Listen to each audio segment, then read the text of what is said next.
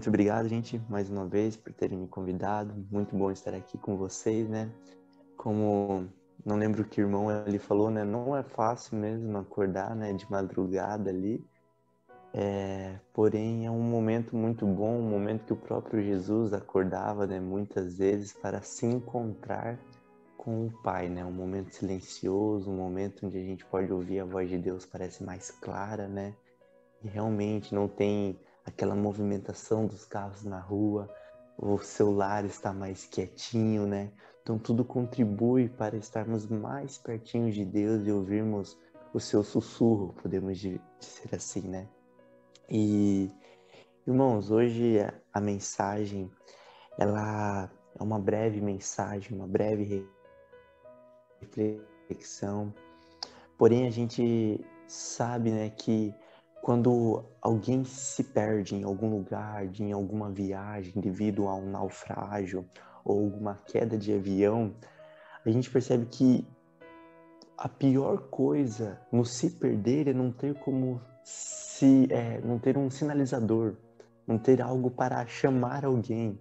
Você está com vida, mas você está no meio de um lugar sem sinal, no meio de um lugar que você não tem nada para fazer som, que você precisa improvisar, até mesmo uma fogueira, se você quer chamar atenção, é com a fogueira, ou desenhar alguma coisa na areia, você precisa correr atrás. E se de início você não tem nada pronto e passa algum avião ali e você não consegue sinalizar, você perde a oportunidade. Então, a pior coisa quando estamos sozinhos, se nos perdermos um dia, seria não termos algo para chamar socorro, para pedir, para que nos ouvissem. E com essa introdução, eu peço para os irmãos abrirem suas Bíblias para vocês acompanharem nós lá no livro de Números, capítulo 10. Onde em Números capítulo 10, nós vamos falar de uma das formas a qual podemos fazer barulho, posso dizer assim, qual podemos usar para chamar outros, para reunir as pessoas, para os outros notarem alguma coisa importante, que são o quê? São as trombetas. Ali em Números 10, nós vamos ver Deus orientando Moisés a fazer duas trombetas de prata, e tinha um objetivo, que era chamar o povo para que todos ouvissem. Todos pudessem ao mesmo tempo ouvir e entender o que estivesse acontecendo. E nós vamos começar lendo o versículo 1 e 2, e depois eu vou direcionando alguns versículos. Porém, o foco das trombetas está em Números 10, 1 a 10. E diz assim os primeiros dois versículos. Disse mais o Senhor a Moisés: fazei duas trombetas de prata. De obra batida as farás, servir-te-ão para convocares a congregação e para a partida dos arraiais. Podem deixar as Bíblias abertas, porque agora, com as trombetas feitas, nós já vimos um resumo para que elas servirão, que era para convocar o povo, mas também serviria para direcionar o povo, ou melhor, fazer com que eles seguissem viagem. Então, quando tudo estava silêncio, podemos dizer, né, silencioso, um momento eles poderiam ouvir o toque da trombeta. E dependendo do toque, eles sabiam, precisamos nos reunir. Não ficavam perdidos. Algo chamava eles. Depois, dependendo do toque, eles diziam, opa, é hora de partir. Porque Deus avisava. E como que Deus avisava? Através dos seus sacerdotes que tocavam as trombetas.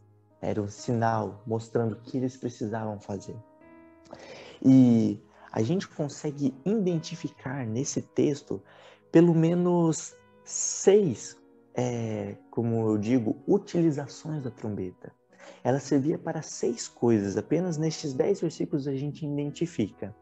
A primeira, que se encontra ali no versículo 3 e 7, vamos ler só o 3, a gente vê o seguinte, olha só. Quando tocarem, toda a congregação se juntará a ti, à porta da tenda da congregação. Isso está ótimo. Como eu falei para vocês, o livro resume o uso das trombetas em duas funcionalidades: reunir a congregação ou seguir viagem.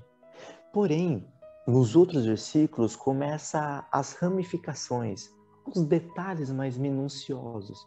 E novamente a Bíblia mostra que, ao tocar as trombetas, serviria para reunir a congregação, no versículo 3.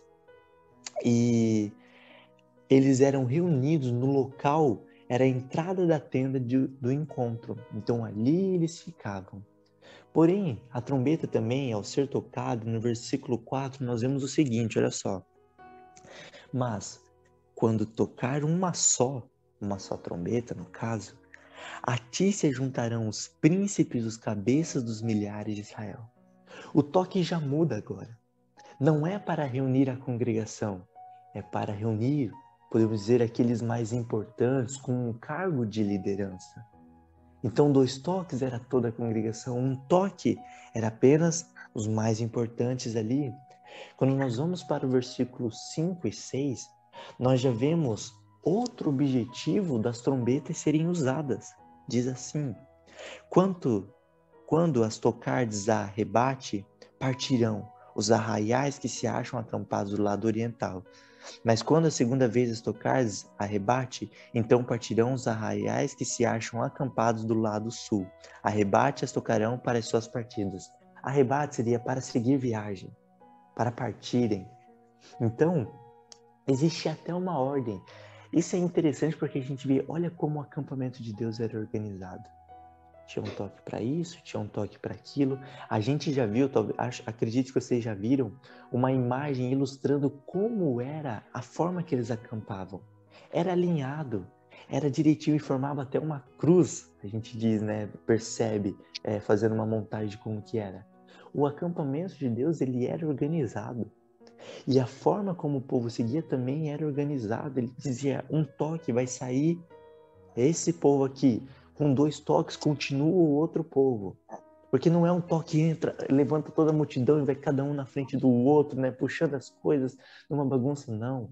Tinha uma ordem.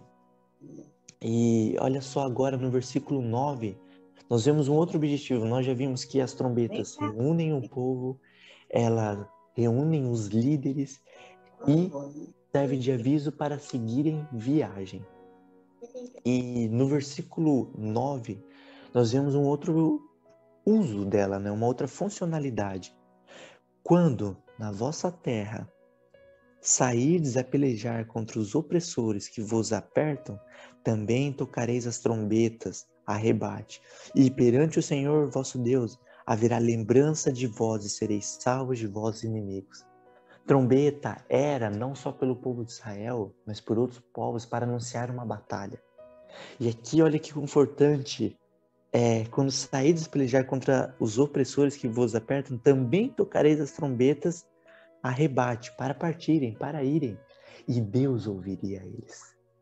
Vocês tocariam indo para a guerra, e Deus ouviria e estaria com vocês para a batalha e para vencerem a batalha. No versículo 10 já encerrando praticamente, né, as funcionalidades das trombetas, nós vemos que, olha só, da mesma sorte, no dia da vossa alegria e nas vossas solenidades e nos princípios dos vossos meses, também tocarei as vossas trombetas sobre os vossos holocaustos e sobre os vossos sacrifícios pacíficos, e vos serão por lembrança perante vosso Deus. Eu sou o Senhor vosso Deus. A trombeta não era apenas para reunir, não era apenas para anunciar batalha, era também para proclamar a alegria do povo.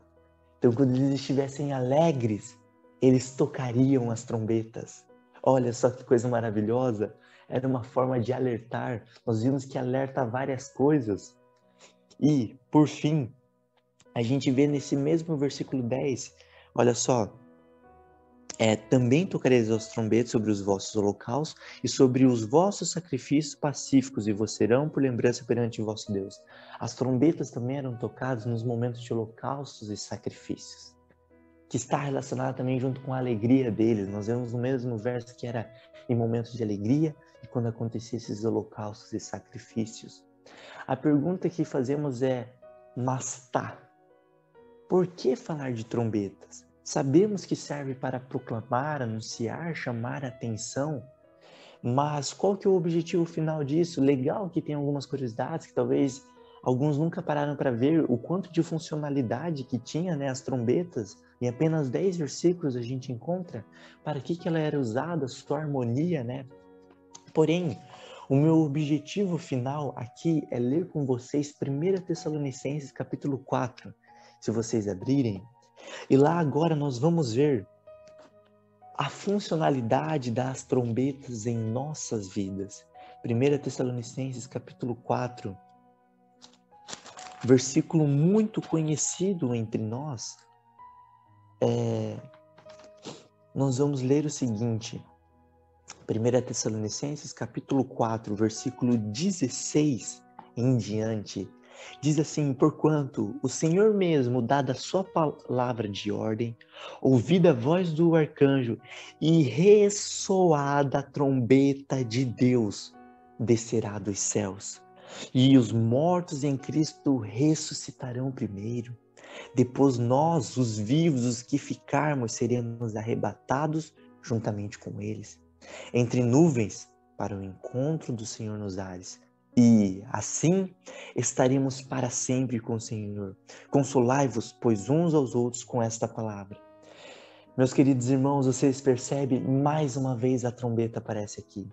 Agora não no Velho Testamento e não para aquele povo de Israel, mas hoje, ou melhor, aqui apresenta mais uma vez a trombeta sendo tocada para o Israel espiritual. O Israel espiritual envolve eu e você como alguém do próprio povo de Israel mesmo que vive hoje em dia ou daquela época. E a Bíblia deixa clara que quando a trombeta for soada por quem mesmo? Por Deus. Lembrando que a trombeta lá no período da caminhada no deserto, ela era tocada apenas pelos sacerdotes. Os mais, podemos dizer, que estavam mais envolvidos ali com Deus, não é mesmo? E aqui quem é que toca? Deus. A trombeta de Deus. E agora então, quando a trombeta é tocada pela ordem, pela permissão de Deus, os anjos descem, Jesus desce à terra. E agora não é um povo que se reunirá aqui na terra. Lembra, antes a trombeta servia para reunir o povo, agora essa trombeta também reunirá o povo. Só que agora não reunirá para uma reunião, reunirá para subirmos aos céus. Aquela trombeta reunia às vezes as pessoas mais importantes. Agora essa daqui, quando for soada, reunirá tantos vivos como os mortos, desde o pobre até o mais rico, desde o mais humilde até o mais exaltado. Todos serão reunidos, não haverá distinção, não precisaremos identificar, opa, um toque sou eu, dois toques é os irmãos aí de Pacajus. Não existirá isso. Quando Deus soar, nós vamos poder subir aos céus juntos. Olha só, e nós, ao ouvirmos a trombeta de Deus, nós também perceberemos, chegou a nossa hora de seguir viagem. De partir para onde? Partir para o céu. Olha que coisa linda.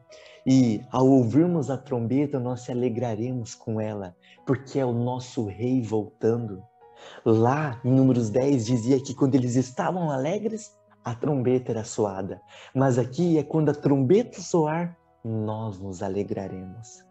Então, meus amigos, quando a trombeta soar, enfim, o sacrifício de Jesus terá sido executada a parte da salvação dele por nós de forma literal. Ele já nos salvou naquela cruz. Nós já fomos resgatados, mas ainda aguardamos o resgate completo, que é sair desse mundo e viver num lugar melhor. E nós só seremos resgatados deste grande conflito que vivemos, desta batalha, se a trombeta de Deus for soada. Ele prometeu que voltará e nos resgatará e nos levará para o céu. E é bonito e lindo e confortante saber que, do mesmo modo que a trombeta era tocada lá em Números 10 para o povo com funcionalidades aqui na terra, terá a mesma funcionalidade, só que agora de uma forma perfeita e celestial. Será para nos encontrarmos junto a Jesus Cristo. Encontrarmos aqueles que se partiram já. E Conta-se uma história que uma vez houve uma expedição com 28 homens. Eles saíram à navegação, eu não consegui achar o nome da embarcação, mas eu ouvi essa história ontem. Ontem de manhã no culto, o pastor daqui contou ela. Esses 28 homens saíram numa expedição para o Polo Sul. Só que nesse trajeto, infelizmente, o barco não conseguiu seguir em frente, o gelo prendeu e eles ficaram estabilizados ali. Eles tinham levado cachorros, um casal de porcos e tinha pessoas ali. E nesse momento, então, ali, o gelo estava impedindo eles de avançarem. Eles acabaram sofrendo um naufrágio de forma lenta, só que o barco já não servia para nada. Tiveram que sair do barco, pegaram todas as coisas que podiam e ficaram ali, no meio do nada. E imagina, como eu falei no início, no meio do nada, a única coisa que a gente deseja é uma forma de sinalizar algo para as pessoas, de avisar a outros que você está ali. Então, sem nada para fazer, o que restava era lutarem pela sobrevivência.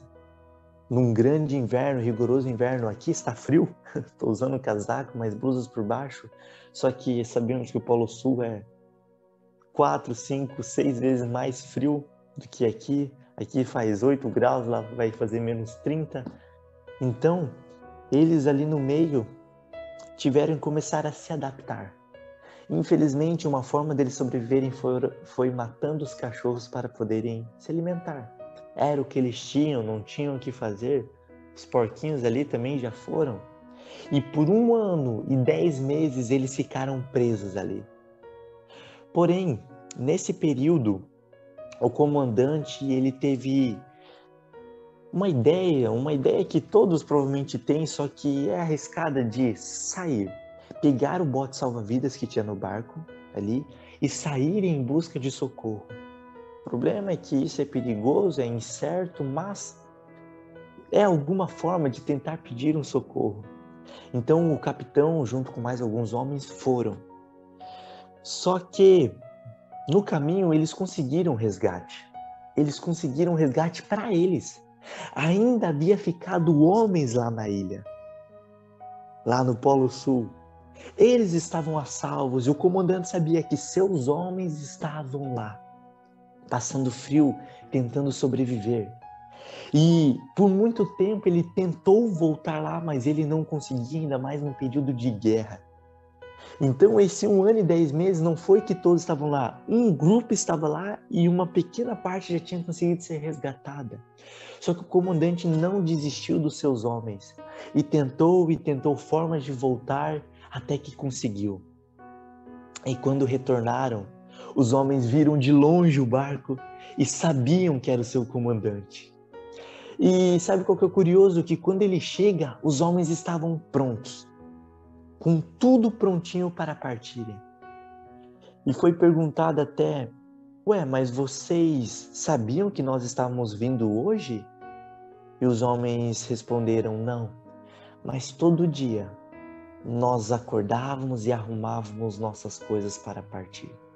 Todos os dias, por um longo e longo tempo, eles sempre estavam preparados, como se o comandante deles chegasse naquele dia. Demorou, até que ele chegou. Meus queridos irmãos, Jesus está voltando. A qualquer momento ele voltará. O probleminha é o seguinte, que ele não tocará uma trombeta avisando, se arrependam agora porque eu estou voltando. Não. Quando a trombeta for soada, ele estará dizendo, cheguei. Essa é a questão. Quando aquele navio apareceu, não foi avisando que estava chegando. Foi o comandante falando, estou aqui, vamos para casa? Vamos para o nosso lar? E a mesma coisa com Jesus. A trombeta será soada.